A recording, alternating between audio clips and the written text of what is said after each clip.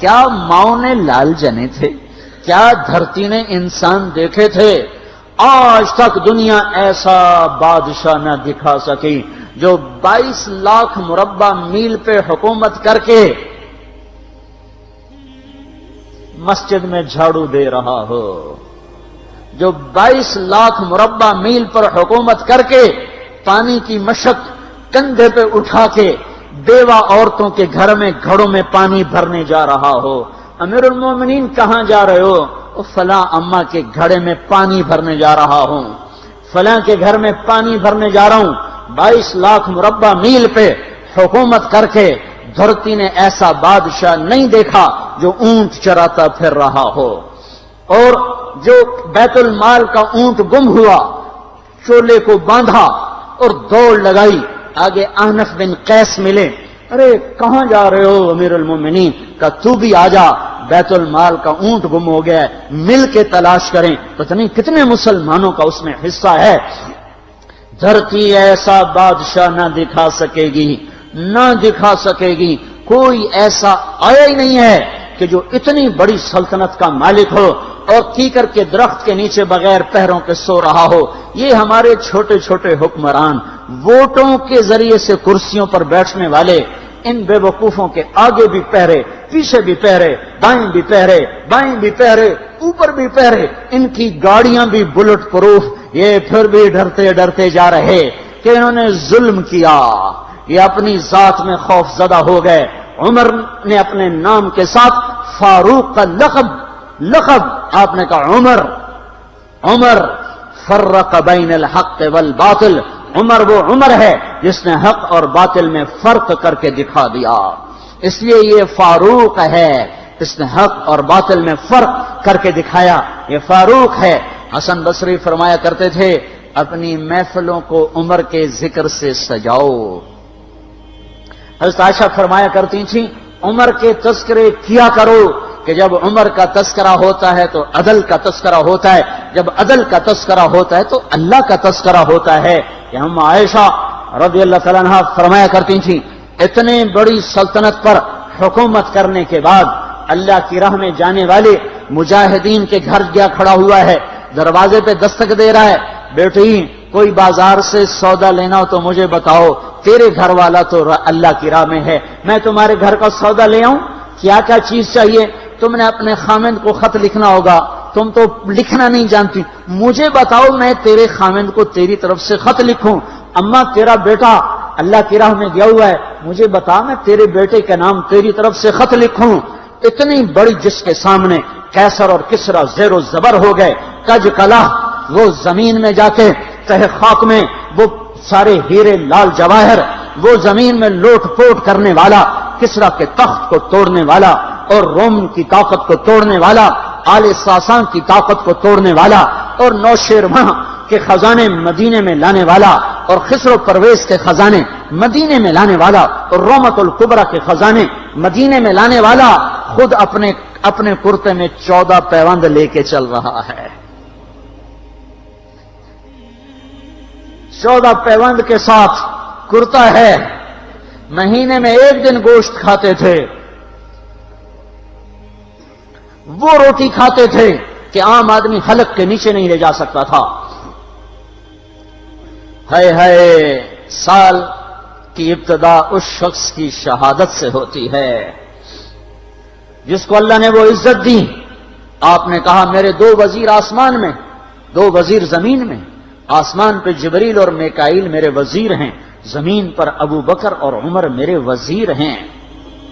آپ فرمایا کرتے تھے ابو بکر عمر اگر کسی بات پہ جمع ہو جائیں تو میں ان کے مشورے کے خلاف کبھی نہ کروں گا۔ ابو بکر تیری مثال ابراہیم کی ہے، عمر تیری مثال نوح علیہ السلام کی ہے، ابو بکر تیری مثال عیسیٰ علیہ السلام کی ہے، عمر تیری مثال موسیٰ علیہ السلام کی ہے۔ آپ مسجد میں آئے، آپ کے دائیں طرف ابو بکر تھے، بائیں طرف عمر تھے، آپ اندر آئے اور کہا دیکھو اسی طرح قیامت کے دن ہم اٹھیں گے کہ میرے دائیں طرف ابو بکر ہوگا، میرے بائیں طرف عمر ہوگا اور ہم ہاتھوں میں ہاتھ دیے ہوئے اٹھائے جائیں گے۔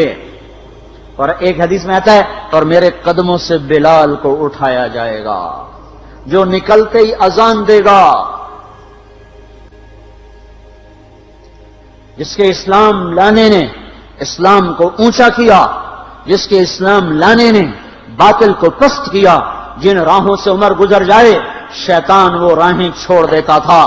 عرفات کا میدان تھا، 1.25 لاکھ مقدس ہستیاں سامنے ہیں۔ میرے نبی نے فرمایا اس وقت میرا اللہ میرے سب صحابہ پہ فخر کر رہا ہے اور عمر بن خطاب پہ خاص طور پہ فخر کر رہا ہے، خاص طور پہ فخر ہو رہا ہے، عمر بن خطاب پہ خاص طور پہ فخر ہو رہا ہے۔ میرے بعد کوئی نبی ہوتا عمر ہوتا۔ عمر، میں نے رات جنت میں محل دیکھا، ایک اینٹ موتی کی، ایک یاقوت کی، ایک زمرد کی۔ میں نے پوچھا یہ کس کا ہے؟ کہا گیا ایک قریشی کا ہے۔ میں نے کہا میں قریشی ہوں، اتنا خوبصورت محل ہے، میرا ہی ہوگا۔ جب جانے لگا تو فرشتے نے کہا یہ آپ کے غلام عمر بن خطاب کا ہے۔ وہ کیا مبارک لوگ ہیں کہ جنہیں نبی کے گھر میں قبر نصیب ہو، ایک طرف ایک ساتھی، ایک طرف دوسرا ساتھی، جن کو نبی کے دو پہلوؤں میں جگہ ملی ہو۔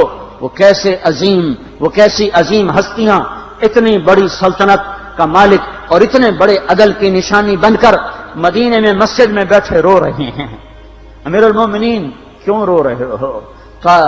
کہا دجلہ کے کنارے کتا بھی پیاسا مر گیا تو پوچھ تو عمر کی ہوگی، فرات کے کنارے کتا بھی پیاسا مر گیا تو پوچھ تو عمر کی ہوگی۔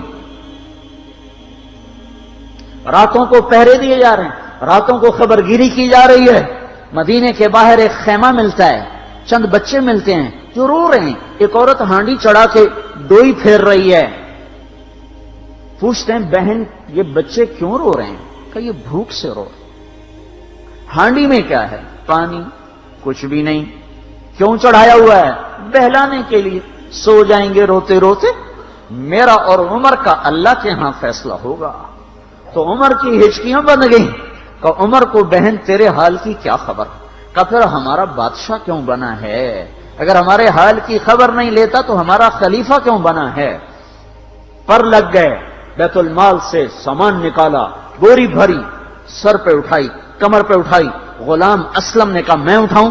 کہ قیامت کے دن بھی میرا وزن تو اٹھائے گا۔ اسی طرح بھاگے ہوئے آئے، پنیر نکالا، آٹا نکالا، گھی نکالا، شہد نکالا، ڈال کے ہانڈی میں نیچے آگ، خود دھواں گیلی لکڑیوں میں پھونکے مار مار مار آگ جلائی، حلوہ تیار کیا، پھر پلیٹوں میں ڈال ڈال کے بچوں کو کھلایا۔ وہ عورت کہنے لگی کاش عمر کی بجائے تو خلیفہ ہوتا۔ تو یہ نہیں کہا کہ میں ہی عمر ہوں، میں ہی عمر ہوں۔ فرمایا جب کل تو امیر المومنین سے ملے گی تو مجھے بھی وہیں دیکھ لے گی، مجھے بھی وہیں پا لے گی۔ پھر وہاں بیٹھ کے دیکھتے رہے، اٹھ کے چل دیے۔ بچے ہنسنے لگے، کھیلنے لگے تو اپنے غلام سے فرمایا میں نے انہیں روتا دیکھا تھا، میرا جی چاہا میں انہیں ہنستا بھی دیکھوں۔ 22 لاکھ مربع میل پہ اسلام پھیلا کر حکومت اس سے بھی بڑے علاقے میں لوگوں نے کی۔ چنگیز نے اس سے زیادہ فتوحات کی، محمود غزنوی نے اس سے زیادہ کی، سکندر تیمور نے اس سے زیادہ کی۔ پر فتوحات کر کے یوں خدمت کر رہا ہو، پانی بھر رہا ہو، اونٹ چرا رہا ہو، امامت کرا رہا ہو، 14 پیوند لگے کپڑوں کے ساتھ خلافت کے تخت پر بیٹھا ہوا ہو، یہ دھرتی میں پھر کوئی نہیں آئے گا۔ ہے نماز میں خنجر لگا، نماز پڑھاتے ہوئے 27 ذوالحج، 27، 28، 29 یکم کو انتقال ہوا۔ یکم محرم موت کے آثار گہرے نظر آئے۔ بیٹے کو بلایا کہ بیٹا جاؤ اما عائشہ سے پوچھ کے آؤ کہ عمر اپنے ساتھیوں کے ساتھ دفن ہونے کی اجازت چاہتا ہے۔ امیر المومنین کے لقب سے بات نہ کرنا، عمر کہنا۔ عمر، اب میں امیر المومنین نہیں رہا۔ جب وہ پوچھنے گئے تو حضرت عائشہ رو رہی تھیں۔ انہوں نے عرض کی اما جان میرا باپ اپنے ساتھیوں کا پڑوس چاہتا ہے۔ انہوں نے فرمایا یہ جگہ تو میں نے اپنے لیے رکھی تھی، لیکن اگر عمر چاہتے ہیں تو ان کو مجھ پر فضیلت ہے، میں ان کے لیے دستبردار ہوں۔ انہوں نے واپس آ کر خوشخبری سنائی، مبارک ہو اجازت مل گئی۔ کہ نہیں شاید میرے شرم میں اجازت دی ہو، جب مر جاؤں تو مجھے دوبارہ دروازے کے سامنے رکھ کر پھر جا کے پوچھنا، اس وقت اجازت ملے تو پھر لے جانا، ورنہ مجھے بقیع کی طرف لوٹا دینا۔ اتنے میں حضرت علی آئے، پریشان دیکھا، عمر کیوں موت سے ڈر گئے؟ کہ نہیں، موت کے بعد کی گھاٹی سے ڈر رہا ہوں۔ کہ ڈرو نہیں، میرے ان کانوں نے سنا ہے اور اتنی دفعہ سنا ہے کہ میں گن نہیں سکتا کہ اللہ کے نبی فرمایا کرتے تھے ابو بکر اور عمر جنت کے بڑی عمر کے لوگوں کے سردار ہیں۔ آپ نے فرمایا تو اس بات کی گواہی دے گا؟ کہ میں بھی دوں گا، میرا بیٹا حسن بھی دے گا۔ امام حسن بھی ساتھ تھے۔ کہ میں بھی دوں گا، میرا بیٹا حسن بھی گواہی دے گا۔ پھر بھی ہے جو جنت کی بشارتیں لیے ہوئے ہیں، 10 مبشرہ، ابو بکر جنتی، عمر جنتی، عثمان جنتی، علی جنتی، طلحہ جنتی، زبیر جنتی، ابو عبد الرحمن بن عوف جنتی، ابو عبیدہ بن جراح جنتی، سعید بن زید جنتی۔ آپ نے نام لے کر گنے، نام لے کر گن کر کہا، سنو ابو بکر جنتی ہے، عمر جنتی ہے، عثمان جنتی ہے، علی جنتی ہے، طلحہ جنتی ہے، زبیر جنتی ہے، سعد بن ابی وقاص جنتی ہے، عبد الرحمن بن عوف جنتی ہے، ابو عبیدہ بن جراح جنتی ہے، سعید بن زید جنتی ہے۔ میں ان سے راضی ہوں، لوگوں ان کا حق پہچانو، میں ان سے راضی ہوں، میں ان سے راضی ہوں۔ پھر آپ نے فرمایا اگر تم نے ان کے بارے میں کسی ایک کے بارے میں بھی دل میں بغض لے کر مر گئے، اور تم نے اتنی بندگی کی تھی کہ سوکھ کے کانٹا ہو گئے تھے، روزے اتنے رکھے تھے کہ پیٹ کمر کو لگ گیا تھا، سجدے اتنے کیے تھے کہ تمہارے ماتھے اور گھٹنوں پر پتھروں جیسے نشان پڑ گئے تھے، اتنا کچھ کر کے ان 10 میں سے کسی ایک کا بغض لے کر اگر تم مر گئے تو اللہ تمہیں منہ کے بل جہنم میں گرا دے گا۔ لوگوں میں ان سے راضی ہوں، ان کا حق پہچانو، جن کو اللہ بھی رضا کے پروانے دے رہا ہو، جن کو اللہ کا رسول رضا کے پروانے دے رہا ہو، جن کو وزارت کا شرف مل چکا ہو، نبی کے پہلو میں قبر جن کی بننے کا اعلان ہو چکا ہو، وہ موت پر کیا کہہ رہا ہے؟ موت پہ کیا کہہ رہا ہے؟ اپنے بیٹے سے کہا میرا سر زمین پہ ڈال دے۔ ان کی گود میں سر تھا عبداللہ بن عمر، تو انہوں نے گود سے ہٹا کر پنڈلی پہ رکھ لیا، یہاں رکھ لیا۔ کہنے لگے کیا کہہ رہا ہوں سنتے نہیں ہو، زمین پہ ڈال دو۔ تو انہوں نے زمین پہ ڈالا تو اپنے چہرے کو مٹی میں رکھ دیا اور ایسے ملنے لگے اور کہنے لگے اے میرے رب، اگر تو نے عمر کو معاف نہ کیا تو عمر ہلاک ہو جائے۔ ویل لک یا عمر ولامک ان لم یغفر لک ربک، عمر تیری ہلاکت ہے اگر تیرے رب نے تجھے معاف نہ کیا۔ یہ کہتے کہتے کہتے جان دے دی۔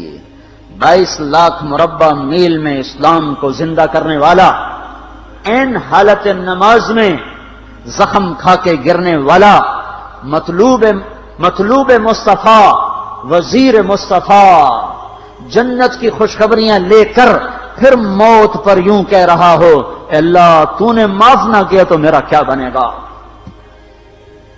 کیا بے طلبی ہے۔ ان کے بیٹے خلافت کے اہل، ان کے بہنوئی سعید بن زید 10 مبشرہ میں سے دونوں کے نام کاٹ دیے کہ یہ 6 ہیں جن سے اللہ کا رسول راضی تھا، جس کو چاہو خلیفہ بنا دو، جس کو چاہو حکومت دے دو، نہ میرے بیٹے کو ملے گی نہ سعید بن زید کو ملے گی۔ کسی نے کہا شوشہ چھوڑا، آپ کا بیٹا بھی تو بہت قابل ہے، اسی کو بنا دیں۔ تو اسے تو طلاق دینا نہیں آتا، حکومت کہاں سے چلائے گا؟ یہ ایک واقعہ کی طرف اشارہ کیا ہے، اس کے پیچھے ایک واقعہ ہے جس کو انہوں نے یاد کر کے فرمایا وہ تو طلاق دینا نہیں جانتا، وہ حکومت کیا چلائے گا؟ حالانکہ بڑے صحابہ میں عبداللہ بن عمر کا مقام ہے۔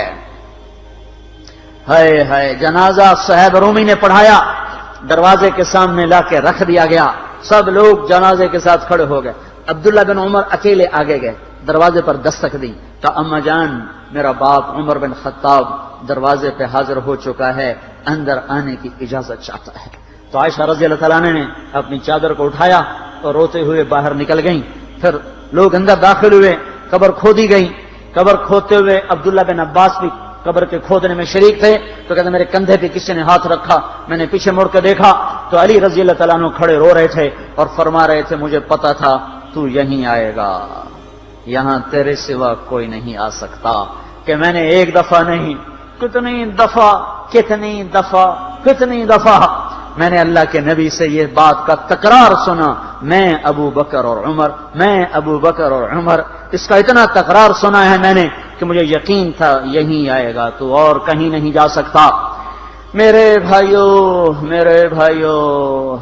غفلت سے باہر آ جائیں، یہ دھوکے کا گھر، یہ مچھر کا پر، یہ مکڑی کا جالا، یہ دنیا کہیں ہمیں ہلاک نہ کر دے۔ ان لوگوں کو سامنے رکھ کے زندگی گزارو جنہوں نے اللہ کو راضی کیا، اس کے رسول کو راضی کیا، کلمہ حق کو بلند کیا، خیر کے ذریعہ بنے، شر کے مٹانے والے بنے، اور دنیا میں مرنے کے بعد بھی ان کے تذکرے ہدایت کا سامان بنے، ان کے تذکرے روشنی کا مینار بنے۔